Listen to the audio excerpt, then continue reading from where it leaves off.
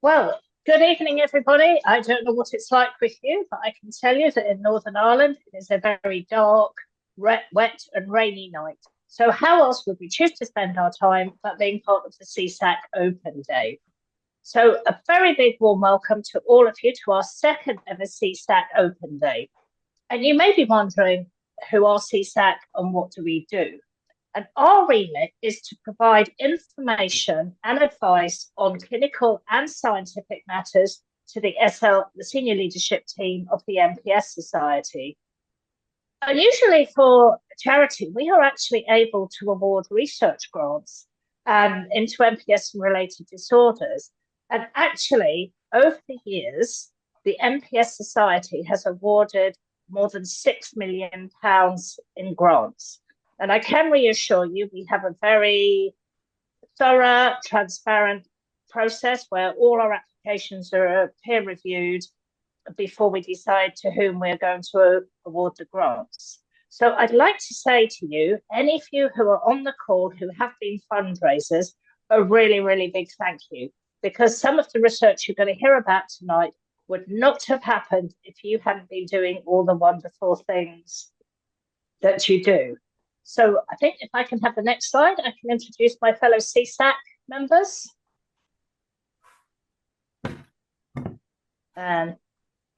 So tonight's distinguished panelists, we've got Professor Kevin Mills from Great Ormond Street.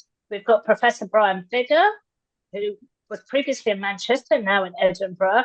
We're absolutely delighted to have two of our recent awardees, Ms. Sarah Gosling and Dr. Dan Bailey, to talk about their research into exercise and Fabry disease. And then we've got our fantastic Alex Morrison to tell you all what's happening at RDRP. Next slide. So this is CSAC, and we are the Clinical and Scientific Advisory Committee for the MPS Society. So I'm in the top left corner. Then we have the wonderful Sophie Thomas, who makes sure that we keep the patient and family at the heart of everything we do, and also has a forensic knowledge of all the weird and wonderful processes in the NHS and other regulatory bodies.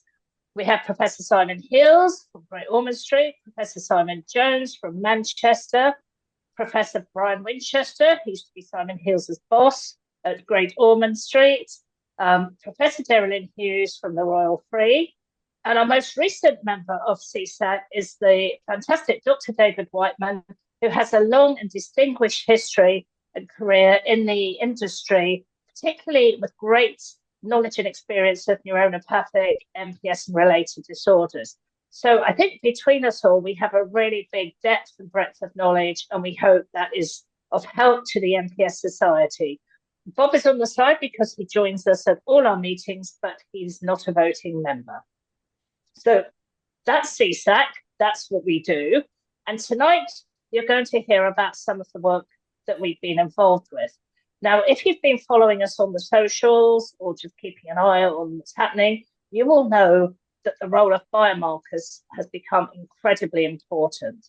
There has been a lot of difficulty with clinical trials that are going on too long, the funding is being withdrawn, and the trials are failing, not because the drugs don't necessarily work, but because they're very long and complicated trials.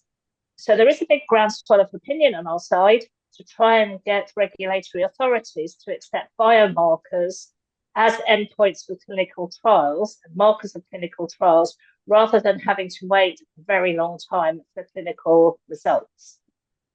So when we're talking about this, I imagine quite a few of you are there going, well, what's a biomarker? Why is it important? How do we measure it? So I am absolutely delighted to say that we've got Professor Kevin Mills from Great Ormond Street, who's going to explain this. It's going to be a bit like the rough guide to biomarkers, so you'll all understand it, and then all the discussions we're having will make more sense. I've known Kevin for many years. I was just saying to him earlier, my children used to be utterly disgusted that every couple of weeks I'd send a large sample, a box of samples of urine from my clinic to his lab. But it's been wonderful to be part of everything that he's done, and really the biomarker is now becoming so important. So I don't think I need to say anything more, and I'm going to hand over to Professor Kevin Mills. Thank you, Fiona. I just try sharing my screen. Let's see if I've got the right one again now. Let's try it. Have I got the right one on there? Got the title slide? Yep. Biomarkers in development. Yeah. Right. I'd just like to point out Professor Winchester was not only Simon's boss, but he was also my boss, my PhD supervisor, and my professor when I was first made a lecturer. So I owe a lot to old Prof Winchester. So I'm going to talk about some biomarkers now we develop new tests. I've kept it quite simple. If I can get my there, now it's working. So I divided the talk up into 3 different parts. I'm going to talk what is a biomarker, why it's important. Then I'm going to say how and why we measure them, and then I'm going to tell you what we think is the future of biomarkers and diagnostics, how we go into the next century. So essentially, as Fiona said, I work in the Biological Mass Spectrometry Centre. This is Brian Winchester's old department, and I'm a biochemist, and we work on proteomics, lipidomics, and metabolomics, and translational test development. I work very closely with the clinicians at Great Ormond Street Hospital, so they will tell us what diseases, what tests they want developing, and we will try to develop those tests. I also work very closely with the National next door, where Simon is. And then if we're very lucky and our tests are any good, then what we do is we put them into laboratory medicine at Great Ormond Street Hospital so we can then offer it back. So the first question now is, what is a biomarker? Well, the actual definition of a biomarker is a biological molecule or characteristic of the body that can be measured to indicate a normal or abnormal process, condition, or disease. That's a bit of a mouthful. A biomarker can be a protein, a metabolite, or lipid. And actually, the neurologists consider their scans as dry biomarkers. But why are biomarkers important? And they're important because they allow us to make new tests that helps us diagnose patients earlier. We can monitor treatment, and if you can have really good tests, the more you can use them then to develop new treatments. Because we all know the earlier you diagnose a patient, the better your outcome is. So we're always looking to make bigger, faster, better tests. So over the years of I started in Brian's laboratory on October the 12th, 1992. So we've been a lot of work. We've made a lot of tests for lysosomal storage diseases. Fabry disease, pneumopic, Batten's, mucopolysaccharidosis, and the Gaucher disease. We made lots and lots of tests. But occasionally, Simon and I laugh, is that sometimes people say to us, surely all you lot do is measure stuff. And that's not very important, is it? Well, actually, this is the patron saint of measuring stuff. His name is Lord Kelvin. Lord Kelvin, as into the temperature scale. And he's very famous for us because he said, to measure is to know. If you cannot measure it, you cannot improve it. And essentially, measuring stuff became really important if you cast your mind back to early 2020, when actually measuring stuff was literally a matter of life and death. So Simon and I were seconded by the government to work in Operation Moonshot, develop the COVID-19 test for the United Kingdom. So measuring stuff is really important. So before I tell you how we make a test and we develop a test, I basically tell you how we study metabolism. So metabolism is made up of 2 processes, really quite simple on superficially, anabolism and catabolism. So anabolism is just the synthesis of complex molecules from simple molecules. So if you take that red ball and those blue balls, catalyzed by a protein or an enzyme, what you then do is make a new molecule like that. Now, catabolism is the opposite. Catabolism is breaking down complex molecules, as you see in lysosomal storage diseases. So you take a complex molecule, a protein or an enzyme, will then degrade it, usually in the lysosome. It's broken down into the smaller individual parts. And the lovely thing about the lysosome is the green recycling bin of the cell, so things are recycled. So pathways are not quite as simple as that. This is sort of the generalized, all the major pathways in the body. And the major pathways that we work on in our lysosomal storage unit are the mucopolysaccharidoses and the glycosphingolipidoses. I worked a lot on these, particularly with Brian on Fabry disease.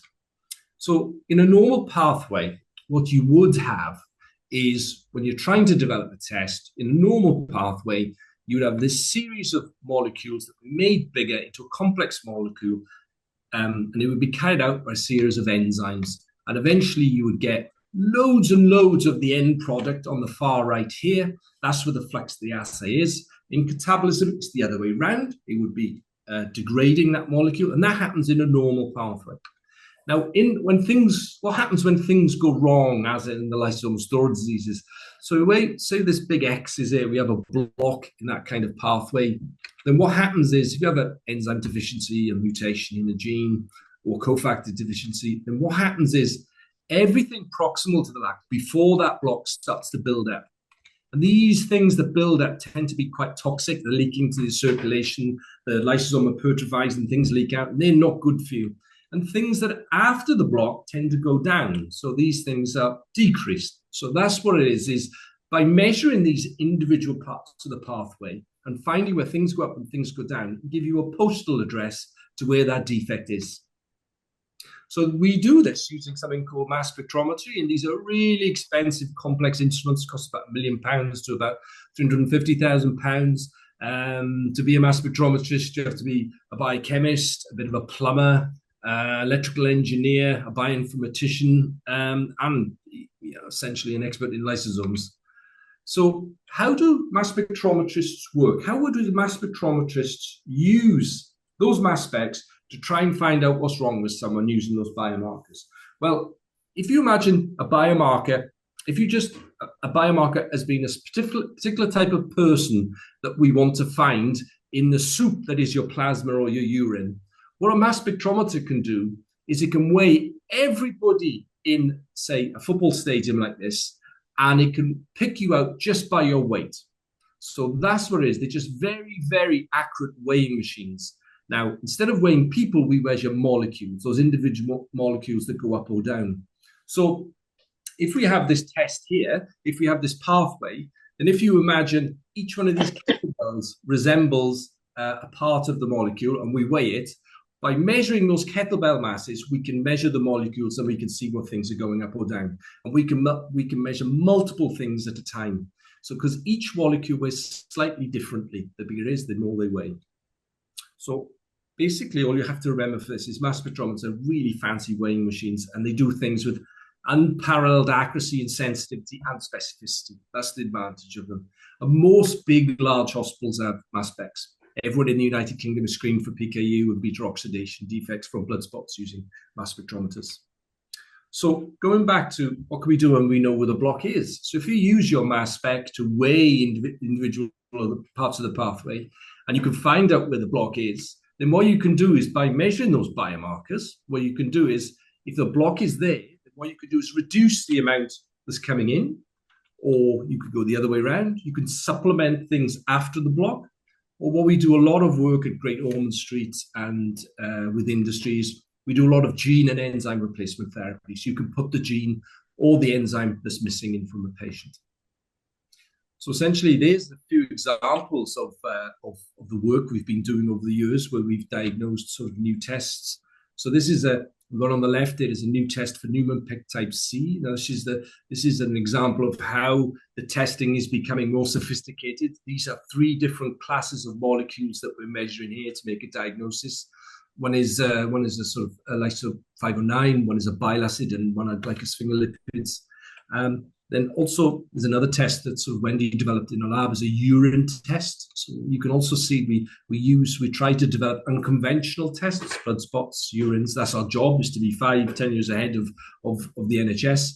And what you can see here is from Wendy's test, or simple urine test, we can always distinguish the individual MPSs, but we can also tell the different neurological forms of MPS too. And stuff after Prime-Minister's own heart is how we've been developing. So we call this the Fabry MOT test. Is what we're doing is we measure proteins in urine that can very specifically and ultra-sensitively tell us if someone's got kidney disease much, much earlier before anybody used the conventional tests you use in the hospital. So these are really, really sensitive tests, multiple biomarkers. So what samples do we use to do these analysis? So typical things you do for research, you would do sort of go to a brain bank, you would use cerebrospinal fluid, serum, cell pellets. That's the things you would do in a research lab. But what we are trying to do is develop these tests, particularly with COVID-19, where we're trying now to do unconventional analyses. we would use urine, blood spots, saliva, nasal swabs, even Simon Hill's doing AWACS, and of course traditional serum. So come to the end of my talk now is, what's the future of diagnostics? Well, of course, I work in a rare disease sphere in Great Ormond Street, but also work very closely with Queen Square. And there's actually a bit of overlap between the two, because if you're heterozygotes for some conditions, particularly like Gaucher disease, you have 7 to 9% chance of developing Parkinson's disease. Pneumopic type C is very much like Alzheimer's phenotype, and mutations heterozygotes in CLN2, the Batten's disease, can result in FTD. So there is a relationship between the pediatric and the adult diseases. So earlier this year, all the work we've done, we did this work we got in Nature Comms, where we developed exactly this using a panel of biomarkers and AI machine learning, develop a plasma test for Parkinson's disease. And that test can only detect Parkinson's disease, but it also predict Parkinson's as well. So when we published that, we were this amazing sort of media interest in it. And we made the front page of the Times. And this shows where the future of things are, and the media have grabbed onto it, is that use of multiple biomarkers with AI machine learning to increase the sensitivity and specificity. Well, as we all know, rare diseases are complex disorders, often involving several organ systems. Multiple biomarkers can be used to monitor disease, but also multiple organ systems, and mass spectrometry is specifically designed for this. Now, what we are thinking about and what we are doing at the moment at Great Ormond Street is, why can't we use those panel biomarkers with AI machine learning that we use in our Parkinson's test and apply that to our children, to earlier diagnose them and monitor, treat them more accurately? So that's what we're actually doing pilot studies at the moment at Great Ormond Street. And then finally, as we're entering the big data areas, trying keeping up with that, is eventually, I think, certainly with my working lifetime, and in 5-10 years, we will be acquiring full genomic, proteomic, metabolic, and lipidomic data for every child that's coming in. So bioinformatics is going to be a big, big thing in diagnosis of patients. And eventually, got to acknowledge the people who do all the work, and I got to acknowledge my boss there, that he's signing his book on life by Winchester, and Simon Hills, who actually gave me my first job at Great Ormond Street Hospital. So there you go. So I can stop sharing now and answer any questions. Kevin, thank you so much for that absolutely wonderful overview, and how wonderful that our niche area of research into rare disease has a spin-off for the more common neurodegenerative diseases.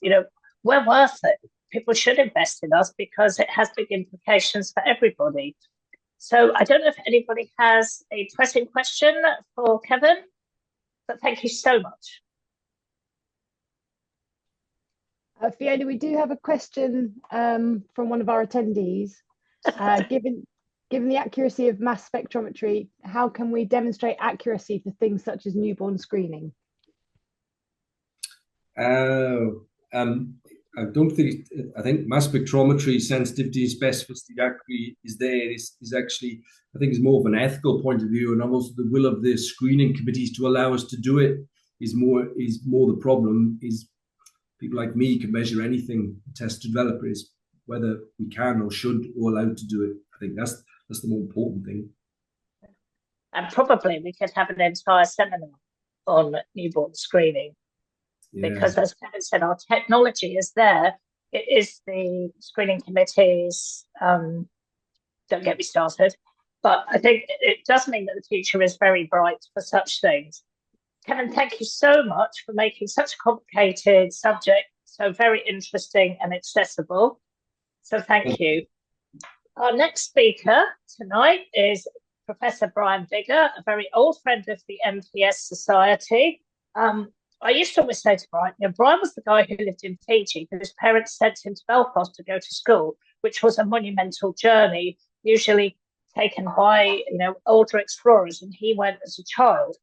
But actually, it's really timely that Brian is speaking tonight, because I think Brian's one of the few people who's run a trial, the Genistein trial, where heparan sulfate was actually accepted as an endpoint. And that's something we are having a lot of discussions with the European Medicines Agency at the moment. So Brian has had an amazingly distinguished career, obviously a good move by his parents to send him to school in Belfast. And he's going to talk to us a little bit about his history, his life through research. So really looking forward to this, Brian. Thanks very much, Fiona. I'm now going to try and share my screen. Not working? Yeah. I can't tell. Yeah, we can see it. Right, okay. You'll see that I'm now at the University of Edinburgh, which is the spiritual home of regenerative medicine. This is Dolly the sheep here. She's actually in the National Museum of Edinburgh, if you ever want to go and see her. And she was the first cloned animal. Let me take you back to the very beginning, where it all began in 2006. And this was what I put to the MPS Society board at the time, when they had recently awarded me a research fellowship, a 5-year research fellowship. This was working at the Royal Manchester Children's Hospital. You'll see some old favourites here. There's Ed and Rob. This is my group actually at the time. The original members were kind of these guys on the left, really. And we got a couple of hangers-on, such as Omar, who was a neurosurgeon later on. But anyway, some of the first things that we said that we identified were issues in MPS disease were with allogeneic stem cell transplantation. So this is bone marrow transplant, which was used for MPS 1 at the time, but not really for any other disorder. Enzyme replacement therapy, obviously, what's amusing is reading these lists, these problems are still there. I'm not sure which of these we've actually solved, but hopefully you'll bear with me that we did actually improve some of them. So we also looked at lentiviral AAV gene therapy, which is limited by vector spread and risk of mutagenesis, so risk of causing cancer, for example. And also substrate reduction therapy, where we didn't really know what the downstream effects were likely to be. This is where you're actually blocking the body's production of one of these substrates, something that Kevin might detect as a biomarker, for example, like heparan sulfate. And really some of the early work that we did is on the right here was looking at studies of bone marrow transplant versus enzyme replacement therapy in MPS 1. Where we were able quite successfully to show that bone marrow transplant was far more effective than enzyme at reducing heparan sulfate as a biomarker in that particular disease. Also, enzyme replacement therapy had some really quite unexpected effects, such as antibody formation, that we hadn't really, I think, expected to see at all, but found in MPS 1 and MPS 2 patients, and others found in many other different patients as well with other lysosomal diseases receiving ERT. And we evaluated at the time various other biomarkers, including heparan cofactor 2 thrombin, which turned out to be quite a good biomarker, but not a very practical one. We also developed various stem cell gene therapies and AAV gene therapies that I'll tell you more about. And we also, in fact, developed a substrate reduction therapy. And right in the center of this photo is Marcelina Malinowska, who was a Polish PhD student who spent her entire PhD. She was supposed to be in the lab of Professor Gregor Svenction, working on genistin. And instead, she spent her entire PhD in our lab delivering genistin to mice with MPS IIIB. And her work was so successful that we actually ended up going forward to run a clinical trial for genistin. And although the trial was not successful, and we actually showed that genistin was not an effective therapy, even at high doses for patients with MPS III, the heparan sulfate was actually one of the critical factors in showing those outputs. So to take you to more positive things, I'm going to tell you a little bit about stem cell gene therapy. So this is where you take your own blood cells treated with a gene therapy vector, which overexpresses the missing enzyme from these cells. And these cells can repopulate the blood system and release the enzyme, which can then cross-correct other affected cells. And the important thing about this therapy is that some of these cells, monocytes, can cross the blood-brain barrier into the brain and release enzyme there. An enzyme typically doesn't cross the blood-brain barrier otherwise. So, you can get a really effective therapy in the brain with this. They're your own blood cells, so you don't have an immune response, and it's a permanent correction because the genes actually integrate into your cells. And we know that Libmeldy, which is now an approved treatment for metachromatic leukodystrophy, which is a similar brain disease to MPS. Well, it's more of a motor disease, but it's a similar problems to MPS 1 and MPS 3, has the potential to be transformative. And so we really wanted to take what Alessandra Beefy had done in Milan and say, you know, well, can we make this better? So what we did was that we actually looked at some of the ways in which a normal bone marrow transplant, HSCT, was failing and how we could make this better. And so we developed a myeloid promoter, which targeted the specific cells that were trafficking into the brain. And Anna Sergejenkos on the top right here was able to show that this myeloid promoter, CD11B, was able to correct the hyperactivity in MPS IIIA mice really, really effectively. Later on, Ellen Gleitz was able to show that these blood-brain barrier crossing tags that we added to enzyme, this is the IDS enzyme for MPS II, were actually also able to massively increase the efficacy of this therapy, again in mice. We then were able to move through into clinical trial with this product. It had to be commercialized into a spin-out company. So we were co-founders of Orchard Therapeutics together with Rob Wynn and Simon Jones, and which has now become Kyowa Kirin. And this led to an investigator-led trial in Manchester, which we've all been involved in various aspects, and for which we also developed manufacturing, although in the end we actually used Great Ormond Street Hospital just for contractual reasons. And this trial has recruited 5 patients, all under 2 years old to date. And I'm able to give you a little bit of the top-line data from the trial, just to show you that when you deliver these bone marrow stem cells to patients, and it's really just an infusion into the bloodstream, then after these cells have been grafted, you can see that their enzyme expression is way above the normal range, which is down here in green. It's also being expressed in the bloodstream, so it's coming out of the blood cells and into the plasma, so that means that it can be taken up by other cells. And you can also see it in the CSF, the cerebrospinal fluid. So it's obviously being delivered to the right locations where we need it. What effect does it have on biomarkers like heparan sulfate? Well, these biomarkers just plummet as soon as this enzyme starts expressing. So in the plasma, the heparan sulfate comes right down. In the urine, it comes right down. And in the CSF, it comes right down as well. And so this is really a very positive data, and we're very excited about this. What does it look like clinically? So how do the patients actually look? Well, it's been pretty remarkable, actually. So on this is the Bayley's developmental scale, and this is a test, a neuropsychological test that the kids undergo. And it's really designed to see how they're performing against an unaffected child who would be typically along this black line here. Those affected with MPS III, A, B, and C would typically drop off, and these gray bars represent children who've followed that normal, who followed that MPS III path, MPS IIIA path. And what's remarkable, I think, is that, you know, we've seen a remarkable change in 4 out of 5 patients, a gain of skills in line with the development of normal children.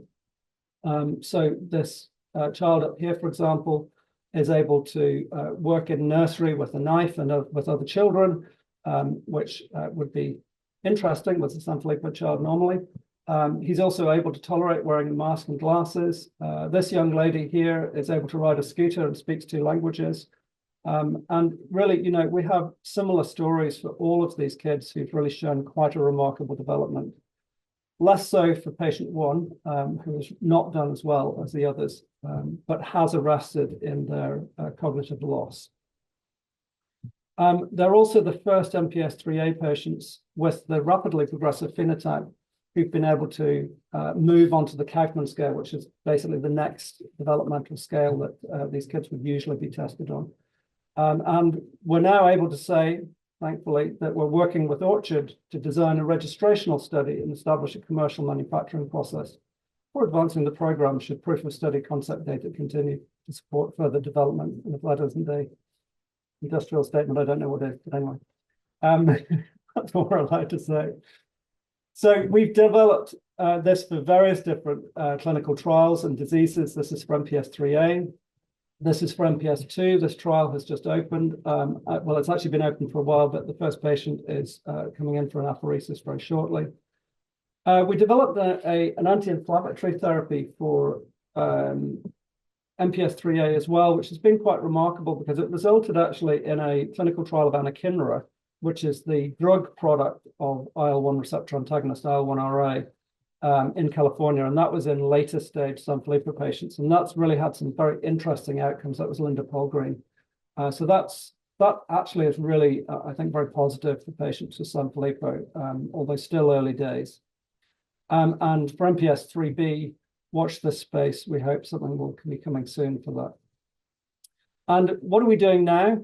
So we now have a neural stem cell therapy that we're developing for MPS 3A. So Oriana Mandolfo, who sadly left us, and Bei Kui, who's taken over, are really investigating this problem of, what do you do with patients who've gone over the trial limit, can't be enrolled on any trial, and they're going to deteriorate beyond the point where an enzyme replacement therapy can help them. So this novel treatment is really aiming to develop iPS cells, which are induced pluripotent cells from patients, develop them into neural stem cells, and then start delivering them into animal models to see if we can develop this as a further treatment for patients. And we're actually at this step 3 at the moment on a CSAC funded project. So without further ado, I'll leave it there, just to say thank you very much to all of our funders, including, of course, the MPS Society, who I think we've had more than a third of your funding over the years, actually. But yes, so thank you very much. Well, thank you, Brian, for that wonderful presentation. And how great to see that some of the MPS disorders that have maybe been a bit left behind in the past, that there's now prospects for treatment, hope for treatment. And it's just so important that we can help with these projects. And again, thank you to everybody who's been fundraising for us. Helen, are there any questions for Brian? Yes, I have got lentiviral therapy seems to work well for conditions with associated neuronopathic involvement. Do you have a view as to why this may be? Yeah, I mean, basically it's because, excuse me, it's because these cells are able to traffic from the blood circulation across the blood-brain barrier and engraft in the brain. So when we actually deliver the cells, when we actually do the process of transplant, of bone marrow transplant, it actually results in trafficking and engraftment of those cells in the brain. So that's why you're able to deliver the enzyme across the blood-brain barrier. So Orchard Therapeutics in Milan actually have developed an MPS 1 therapy as well, which is in late stage trials at the moment, in a phase 3 trial right now. They've done it for metachromatic leukodystrophy. We've done it for MPS 3A, MPS 2, MPS 3B, and actually for Waldman disease as well, although that one's a little bit stalled at the moment. But yeah, I mean, I think it has a lot of potential to treat neurological diseases. And, unlike AAV, where the bulk of your vector, depending on how you deliver it, the bulk of your vector tends to be ending up in the body and not so much in the brain, or you've got delivery that can be a little localized and you can have quite significant immune responses in some cases, but it has been very successful in others. The lenti approach seems to be very well distributed. It's just not a popular approach for industrialization and for commercialization, sadly. And I'm not quite sure why that's the case, because if you look at the number of approved therapies out there for AAV therapies and lenti therapies, they're roughly equal between them, actually. So we know it works. I just wish that we had more opportunity to treat more patients with it, actually. Brilliant. Thank you, Brian. Any other questions, Helen? No. Well, thank you so much. And what a really inspiring presentation. So we're going to change direction slightly and we're going to move to Fabry disease. And as many of you know, we have a very large number of Fabry patients who are members of our society. And we were delighted to be able to fund a project with Sarah Gosling and Dan Bailey at Brunel to look at the importance of exercise in Fabry disease. And this is a really massive area of medicine at the moment. I think we're realizing that for a lot of conditions, cancer, diabetes, that moving around seems to be very good for you. So we were absolutely delighted when we got this application. And I'm going to hand over now to Sarah and Dan to let you know what they're doing.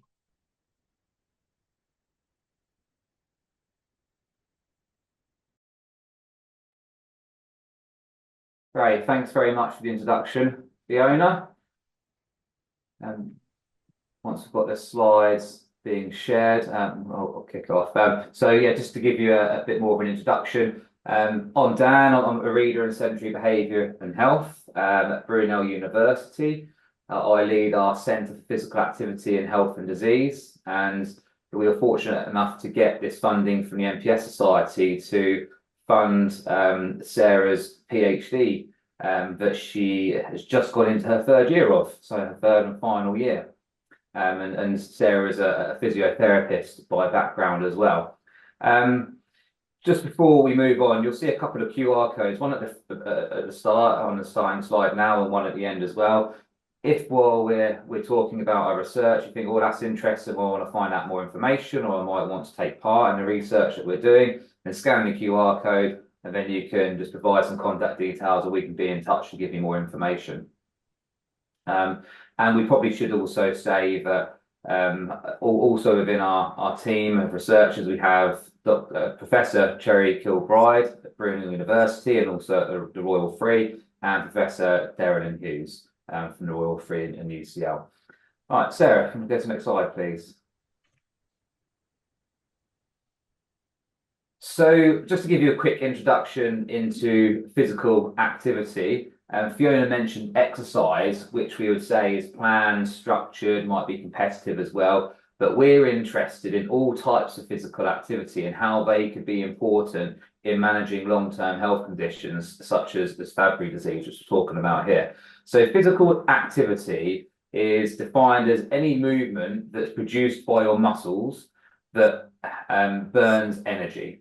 Okay, so if you're using up energy because you're contracting your muscles and moving around, that's physical activity. So that could be everyday activity, such as traveling to and from places, doing housework, doing DIY, and also physical activity you might do in the workplace. You could be in an office workplace and move around places, or you might have a more active job, such as manual labour.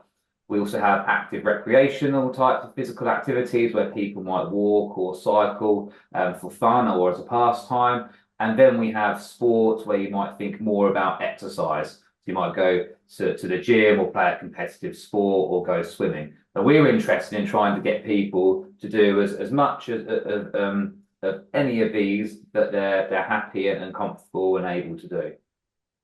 Next slide. And at the other end of our energy expenditure spectrum, we have what's called sedentary behaviour. So if we're not moving around, if we're not contracting our muscles very much, and we're not using up much energy, okay, then we're engaging in sedentary behaviour. So this is when we're sitting or lying or being reclined, using up small amounts of energy, but while you are awake. So sleep is not a sedentary behaviour. That's something that's good and we need to do. Sedentary behaviour captures everything else when we're not moving around burning energy. So this can include things like watching television, using a computer, watching a fantastic webinar put on by the MPS Society and CSAC, or sitting while commuting or in the office workplace. Right. And so as well as trying to get people to do more physical activity, we can also target sedentary behaviour and try to get people to engage in less of these sedentary behaviours as well. So we quite often use the phrase, try to sit less and move more. Next slide, please. So my background, I've done a lot of research looking at developing and testing interventions to get people to be less sedentary and more active for prevention and management of long-term health conditions. And through developing a collaboration with Professor Hughes at the Royal Free, we came up with this idea as potentially using physical activity and reductions in sedentary behaviour in the management of Fabry disease. Now, there's very little evidence of anything to do with physical activity or exercise in this particular group of the population. Now, this is what we've managed to pull just from the very limited evidence that's out there that's looked at physical activity in any way, shape, or form in Fabry disease. And from a survey and interview study, that the researchers found that individuals with Fabry disease, 50 to 70% of them reported that the condition affects their ability to engage in physical activity or do sports or just undertake normal activities of daily living, things that we need to do day to day just to get through our daily lives. And these reduced abilities seems to be related to lower levels of energy, fatigue that comes with Fabry disease, and the pain that comes with the disease as well. Okay, and that if you're not engaging in much physical activity, that can lead on to reduced exercise fitness and reduced exercise tolerance, and which can also be linked to some of the other physical symptoms of the condition as well. So can we design an intervention to try and get people to be more active, to overcome some of these barriers? Potentially, that's what we've been looking at. Next slide, Sarah. Thanks. And where our research comes in is a real focus on anxiety, depression, and quality of life. Now, we know there are a number of different treatments available for conditions such as Fabry that focus on improving symptoms, prolonging life. But it's really important to patients that there's a focus on improving their quality of life, which physical activity has shown to be effective in a number of other different groups. Now, some of the evidence suggests that anxiety can affect a large proportion of individuals with Fabry disease, potentially 39%, which has been reported in one study. Depression could range from somewhere from 15 to 62%, depends which study you pick out. And these can be linked to significantly decreased levels of quality of life. And we've seen in a number of other studies published by myself and other groups of researchers that we can get people to be more active and less sedentary, we'll usually see an improvement in mental health and quality of life. So we're hoping that we'll be able to get those improvements from an intervention in individuals with Fabry disease. Next slide, Sarah. So I'm now going to pass over to Sarah, who's going to tell you a bit more about exactly what we've been doing and what we've found so far. Yep, perfect. Thanks, Dan.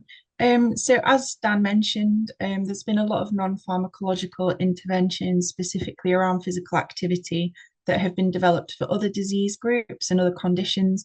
However, with Fabry disease coming with such unique barriers to physical activity, we need to have an intervention that's really tailored to the needs of the group. It's also important to note as well that although there are some symptoms that are key in Fabry disease, severity and symptoms can range patient to patient. So there really is that need for an intervention that can tailor to the patient. It also, as Dan mentioned, has the potential to advance care and support for individuals with Fabry disease. We know that current treatment, being ERT, oral chaperone therapy, is available for patients. It's all pharmacological based. We would like to hopefully provide that non-pharmacological adjunct to those therapies available. So the aim of the research we are doing and my PhD is to develop and evaluate an intervention that targets both physical activity and sedentary behaviour for adults with Fabry disease, with that specific focus on mental health and quality of life. And hopefully we do actually see some improvements in physical health along the way as well. So just to talk through the co-design process of the intervention. So the intervention it was really key that we used key stakeholder groups, and it wasn't just designed by a research team. We really need the input of the patient group themselves, lay specialists and specialists. So I conducted focus groups with 13 adults with Fabry disease. So these focus groups centered around their previous experiences of physical activity and sedentary behavior, barriers and facilitators, and we also got some thoughts on what they'd like to see in the intervention.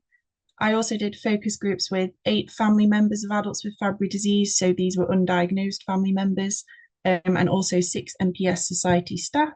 And again, the conversation focused around barriers and facilitators, and also what could be seen in the intervention, but we got a really great difference in viewpoint there between the patients themselves and their support system. And then I also conducted interviews with 10 healthcare professionals. These were professionals from the NHS across the UK.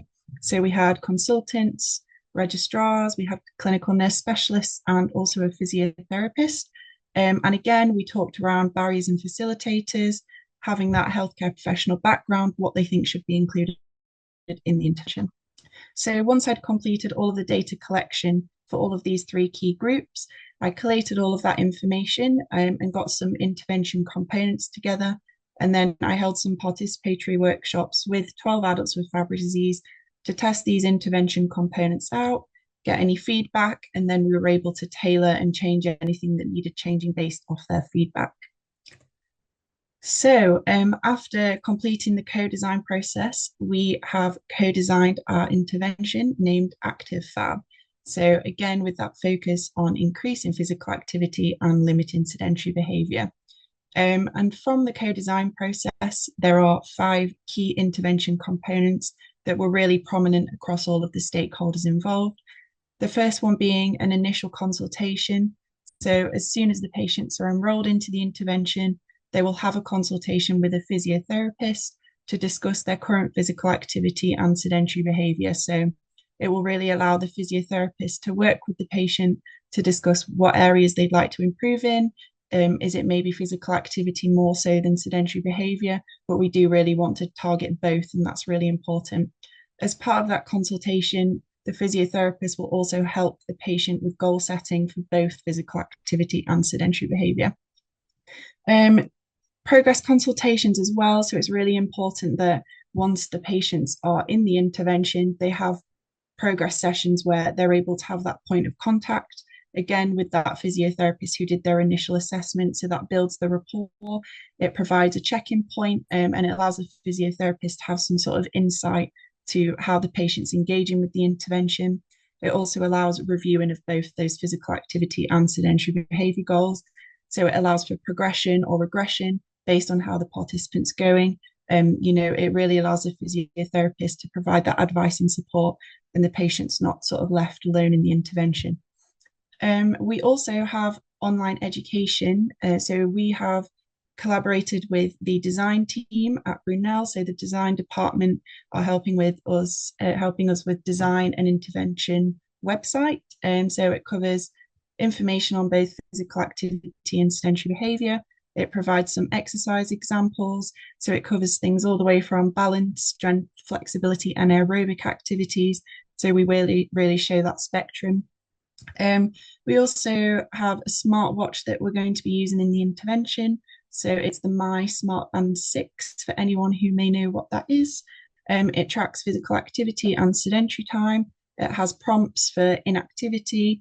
And it also has an app that goes alongside it, which can support the goal setting and allows the patient to look at their data so they can see any progress, any dips in data, etc. They're really able to see a good week at a time in data.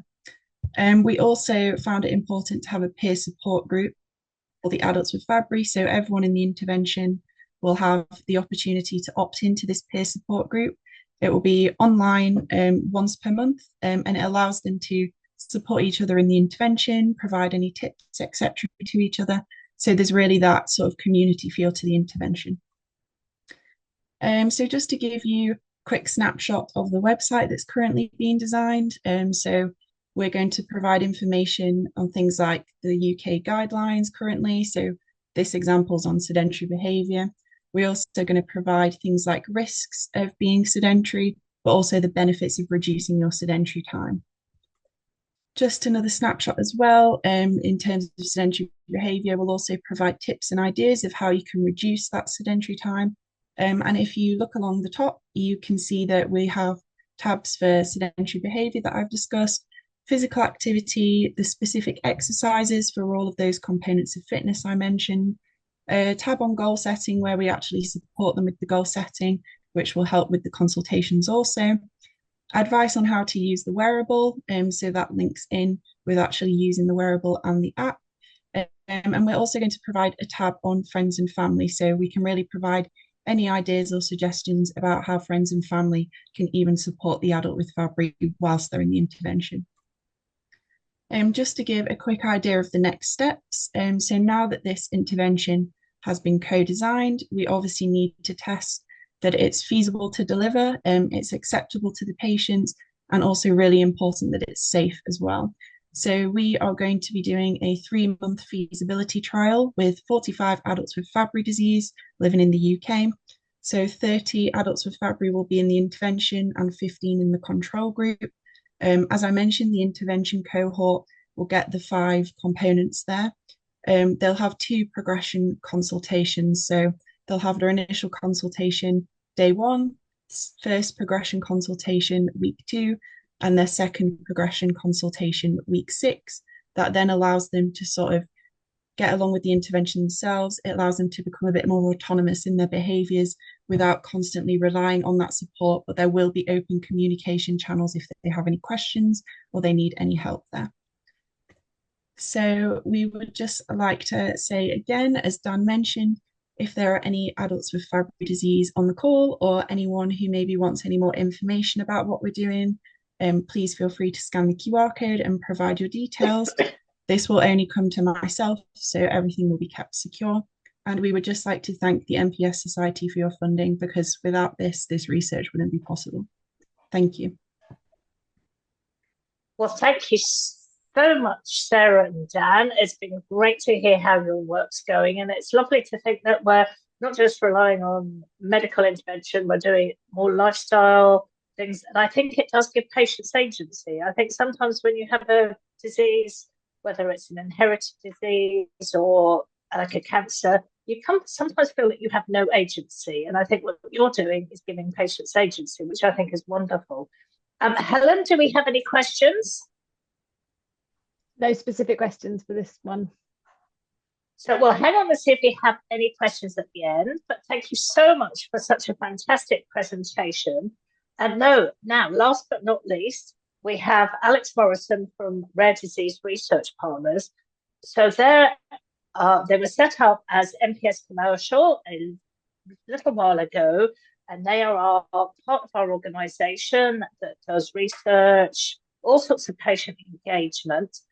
And the really important thing for you to know about them is RDRP is a not-for-profit organisation, but the profits they make come to us to fund all the amazing work that the MPS team.